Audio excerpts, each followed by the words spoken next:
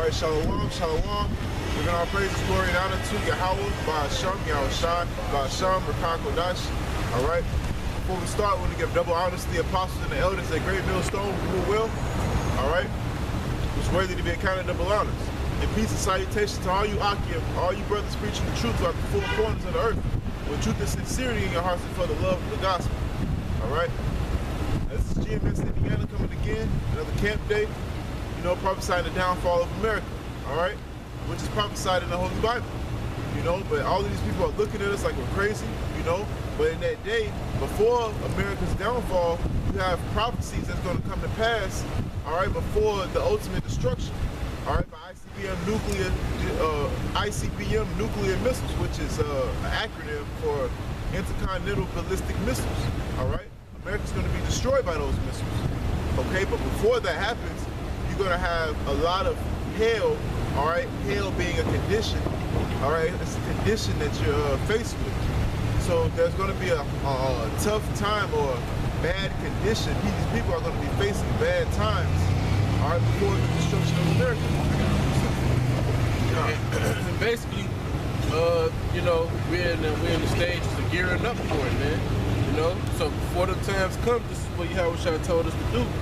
He says, this is this is Luke chapter 21, verse 36. It says, watch ye therefore and pray always, that ye may be accounted worthy to escape all these things that shall come to pass and to stand before the Son of Man. Watch therefore, all right? And that's what we're doing. Since you got to watch, Second Ezra 91. Because we have to watch, you know. Watch for what? Watch for the prophecies. I just said that before America gets destroyed by before America gets destroyed by the ICBM nuclear missiles, there's going to be certain prophecies coming to pass. All right, which mainly is going to be hell upon these people that live here. There's going to be martial law, troops invading their homes. There's going to be race riots. There's going to be sedition among men, which is an uprising. All right, you're going to have the Battle of Jehoshaphat, which is World War III. Okay, all of these prophecies are supposed to be watching for. Hey, why? Because what? Why? Because what? The Lord said, He said the righteous shall scarcely be saved. Scarcity. Yeah, so how much for them? You know what I'm saying? We cannot believe, you know. So hey, if the righteous is going to be scarcely saved, man, hey man, that means what? We get on our pivot, man. You know, get on our point.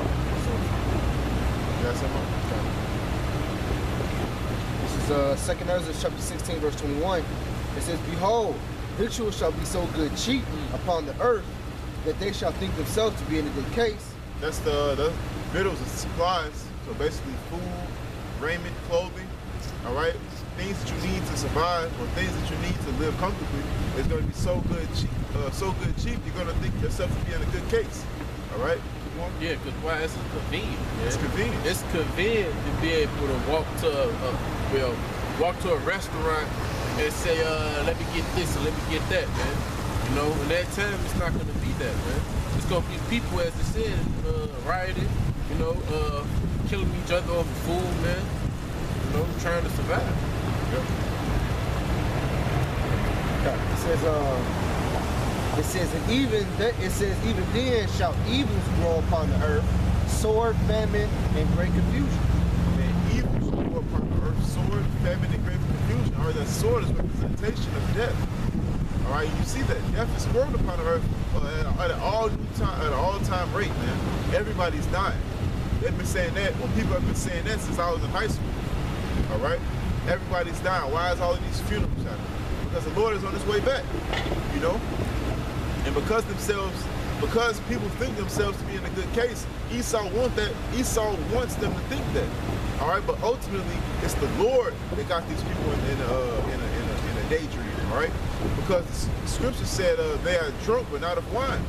All right, they stagger but not of strong drink. They don't know what the Bible says. They're not going to know what the Bible says. They're not going to watch for the prophecies. All right, they're not going to take heed to the prophets. All right, that come and preach the downfall of this place before it get destroyed. All right, these people, they think themselves to be in a good case because what the brother just pulled. All right, and also the white man got them blinded, man. And you read about that in the New Testament. It says, "From the God of this world have blinded them." You know, these people are blinded to the prophecies that we're supposed to be watching for, and they're all around you. The RFID chip is all around you. All right. I believe it's an Australian a company or franchise forced its employees to get microchipped, man. So that's a prophecy coming to pass before your eyes. You know, you got artists. When I say artists, I mean celebrity pop stars. All right. Celebrity pop star by the name of Kid Boo who got microchipped. All right, pushing that microchip. You got people actually rooting for it. So this devil is going to be crafty. But the Lord told us, "Be not deceived by this devil." All right, since we are not deceived by Satan's devices, man, and that's one of Satan's devices is actually making the bad things seem good. You could turning the things upside down. And you know what? It's righteous that this brother says that, because I was just watching a video by one of the young elders in the New York campaign who was talking about you know, people not believing that the mark of the beast is the microchip, man. Which, you know, it has to be, because, you know, how else is people are going to buy and sell, man? As the brother was going into, it's about what is that? Out of chaos. Order out of chaos. The water, bro. The new world order. You know, they're about order out of chaos. So yeah, they're going to crash their own dollar, man. They know it's going down anyways. It was going down anyway, but at the same time, they're making plans right now to where they're you know, like testing out the chip, man, seeing how good it works on the people that's already accepting it willingly. You know what I'm saying? They're probably gonna make some enhancements on it, you know. Yep. And then from there, like when they get it all down, then it's gonna be born out of chaos. They're gonna crash that dollar up. We don't want it no more. And then they're gonna try to push it on the society, man. You know, that's their agenda. That's their plan. That's actually the plan that the Lord put in their mind to do. Yep. You got something? Yeah, actually, we go on Revelation 13, man. You also notice that they're trying to make Bitcoin, and there's other various what's called Bitcoin, gold stock. It's different type of cryptocurrency. They're trying to make that even more valuable than the dollar, man. So they show you that online money is better than even paper money. All right. I mean, think what one Bitcoin is damn near worth almost 16 stacks. You know. So they're gonna push that more cryptocurrency wise, as far as like, you see, if you get this money in your hand, it's gonna be worth more than the dollar bill in your pocket, you know, stuff like that. Basically transition. See, with Esau, they're gonna be cutting and crafting. They're gonna try to tell you more benefits than it is than the ultimate destruction, just like they did what's it called, the credit card, man. People love that credit card. Matter of fact, they said when credit cards come out, they said lives was like people that was poor was living lavishly, man. People that didn't have money was buying cars, buying houses, doing a whole bunch of other stuff. Because it's not backed by silver and gold, man. Right, exactly. Yeah. It's credit, man. Yeah. Right, exactly. It's not even. It's thin air, actually. Yeah. Actually, it's thin air, man. Credit is thin air. Credit. I was saying, but one thing they didn't tell you, oh yeah, if you borrow this money, when you pay it back, you have to pay back it. You know, you have to pay back a little bit more than what you would saved up. And that's usury, man. Yeah. But they didn't tell them that, because they told them at the beginning, they were no, we ain't gonna take it. They told them all the good, sweet things. They told them all the benefit things. For everybody to get it first, you know? So by the time everybody got it, by the time everybody got it, they, right. By the time everybody got it, it was already too late. A massive amount of quantity of people already had it. This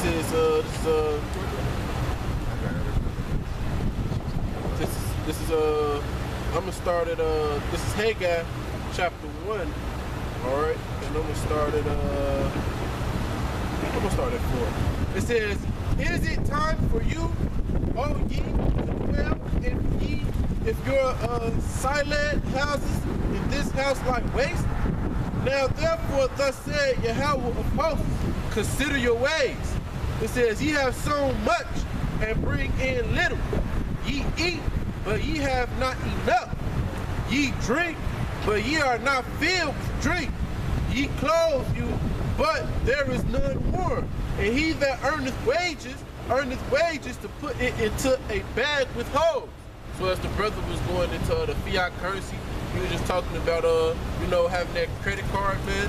You know, they don't tell you that once you they didn't tell you like once you spend so much amount of money, man, that credit card takes so much of an impact on your life, man. Okay? You know, for those who's ignorant, they don't tell you like, hey, once you spend $100, you gotta give back $200, man. You know? And if you don't give back that $200, then it's gonna be something that's stuck in your background, prohibiting you from moving on in life, man. You know? That's one of Esau's cunning ways, man. That's his cunning way. Like you get Isaiah 29:16. God knows I was going to Isaiah, but I got you, bro. Because these people, they make the bad seem good. And he hold what's it called good evil. I think it's Isaiah 44:20. You know what I'm saying with that Isaiah? Oh, it tells you how. I got it. This is Isaiah chapter 29, verse 16.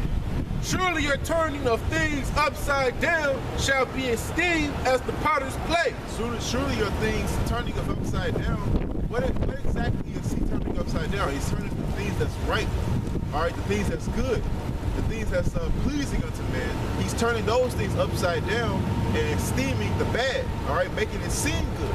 And you see that all throughout Esau's society, man. You only can have one wife. People esteem that through the roof, man. If women on women, if you find something with a woman kissing another woman, there's something wrong with you. There's something wrong with me because I don't want to see a woman kiss another woman. But that's something that Esau esteems highly. Everything that Esau esteems highly is 9 times out of 10 is wrong. All right? Get to Isaiah 10, bro. Finish that verse. It says, as the potter's clay, for shall the work say of him that made it, he made me not, or shall the thing framed say of him that framed it, he had no understanding. He had no understanding. So how you gonna tell the Lord that he didn't know what he was doing when he made you? That's what Esau do. Because why? This man is a proud man. This so-called white man, this Edomite, of what the Bible originally calls him, this man is very proud, all right? But he knows nothing because he doesn't have wisdom, all right? One way to show his proud man. Here you go. You got the Lord statutes, laws, commandments already written, already upon the face of the earth. And yet he goes and creates his own statutes, laws, commandments. That's one way right there to show you that he's proud, man. You know, that's like the hell what the Lord said. The land supposed to rest for 7 days after I plowed. Fuck that. We gonna keep digging into it. Our way is the right way. All the laws, man, because that's what he do. The Lord set him up to disobey every law, man. That's like Esau's whole agenda. He didn't want to disobey every law because Ezekiel, man. The book of Ezekiel says he sitteth in the seat of God, thinking that he is God, man. All right, and that's in Isaiah 14th chapter. All right. And 2/3 of you niggas right along with it. And 2/3 of you niggas, y'all think y'all God, man, because the Lord said in Exodus chapter 20 says, don't say anything in the likeness of me. All right, don't say anything in the likeness of me, a heaven above, earth beneath, or the water that's beneath the earth. But yet you think you put yourself before God because what you need is better than what the Lord needs, man. So you put yourself in the seat of God, just like Esau, your daddy, you know, your fucking master. You got something? Yeah, this is Isaiah chapter 10. I'm gonna start at the top. It says, woe to them that decree unrighteous decrees, and that write grievousness which they have prescribed. And that goes into what we were just talking about, man. It goes into to turn the things upside down, man. You know, allowing homosexuals to live freely in the society with no shame, man, without no regards. When clearly in Leviticus it tells you that if we to see something like that we put them to death, man. Well, you're allowed to see, you know what I'm saying, matter of fact, it's gonna go into it. To turn aside the needy from judgment, right, man, which our people is, you know, you see our people getting shot in the middle of the streets by these officers, man, which, you know, it's the judgment of Yahweh Shem El Rashad. Yeah. But the fact that it's happening, man, it's the point. You know what I'm saying? They turn aside the needy from judgment, man. You know, they allow that to happen, man, and say, oh, it's just another nigga that's dead. You know what I'm saying? And that's unrighteous, okay? It says, and to take away the right from the poor of my people, the widows may be their prey, and that they may rob the fatherless. Right, man. And so what? By deceiving Eve and being in her ear and telling her she don't need a man. Here it is. She's raising up a household, and in that household, her son is fatherless because she's a roaring lion, man. She's not even that. She ran him away too. So here it is. She has to raise this man when she's a woman, man. And now he's going through society, taking things every way, which way the wrong way, and not handling things with the wisdom of a man. Yep. And spiritually, it said the needy, which is, we all know the poor and the needy is what? Israel, man. Yep. And it said the fatherless, and it said the widow, because the Lord has turned his back on 2/3 of our people, which is the majority of Israel, man. So we have no father, so we're fatherless, all right, and we're widowed. Yep. All right, because Israel is likened to a comely and a delicate woman. So these people sit and wait and lurk, all right, and hide to prey on the weak, man. They take pleasure on preying on the weak. You want to get that mic too, bro? And the Lord turns his back on all Israel. Yep. Even us. Even us, yeah, correct. We're just pleading for the Lord. I said that because He's gonna redeem us for 2/3, and got no chance. Oh yeah, no, they're brutal. Yeah, Con, you brought that mic too, bro. Because it's in this power. It's top 2. Yeah, I see. This is it's more to it. This is Isaiah 10:3. It said, "What will ye do in the day of visitation, and in the desolation which shall come from far? To whom will ye flee for help, and where will ye leave your glory?" Which pertains back to Ezekiel on its chapter 35, man. He said, "Since you have not hated blood, blood shall pursue thee." Right, man. Who is you gonna turn to when you wasn't being right? Hey, this is the Most High. You sitting here making yourself as a god, as the brother was going into, and then you're harming the jewels of the Heavenly Father, which would be the Israelites, man. You took them into captivity, and then you just been abusing and afflicting them way beyond their time, man, way beyond the measure that you were supposed to have. But the Lord had even set an appointed measure to where he was like, all right, they're going to keep doing it if I allow it forever, that they can't cross, man. God. So who are you going to pray to? You don't have the power that's above Yahweh. That's why he put himself in that steed. Yeah, that's a proud man. That's some proud shit, man. But the Lord said he's going to lay low the proud, the haughtiness of the princes, man. Put the lowly in their place, in their steed, all right? Let that down. It's Isaiah chapter 5, verse 20. It says, "Woe to them that call evil good and good evil, that put darkness for light and light for darkness, that put bitter for sweet and sweet for bitter." So woe to you that take the things that the Lord, that's pleasing unto the Lord, and turn it upside down, man, and say it's the lesson, the shit, and take the shit and esteem it as if it was gold. So woe unto you, all right? And why do you do these things? I got the Micah brother called. This is Micah 2:1. Woe unto them that devise iniquity and work evil upon their beds. When the morning is light, they practice it. And it's a spiritual thing. It said that working upon their beds, man. This is their rest. Right now, this is Esau's rest, man. Okay? And what is he doing with his rest? He's being a riot. He's being a rioter, man. He's being enemy to the world. He's going about roaring like a lion, man. And he's making these other nations hate him in his own rest. And he has the power to do it because the Lord gave it to him, man. Yep. So it's gonna go into. I said the earth is given into the hand of the wicked, man. The earth is given into the hand of the wicked. So the Lord actually gave this power over, this devil power, just to dethrone him. So the Lord is the ultimate, and the Lord is the ultimate Israelite, man. He gave him power just so he can show his power. He said, "I will redeem Israel a second time from the land of Egypt and the Apocrypha." Because this is going to be just as mighty as the Lord delivered us the first time out of Egypt. Because we was in captivity in Egypt 400 years, man. That's a long ass time. It's a long fucking time. So, yeah. And we're gonna do it again, but greater, that's only the Lord, man. War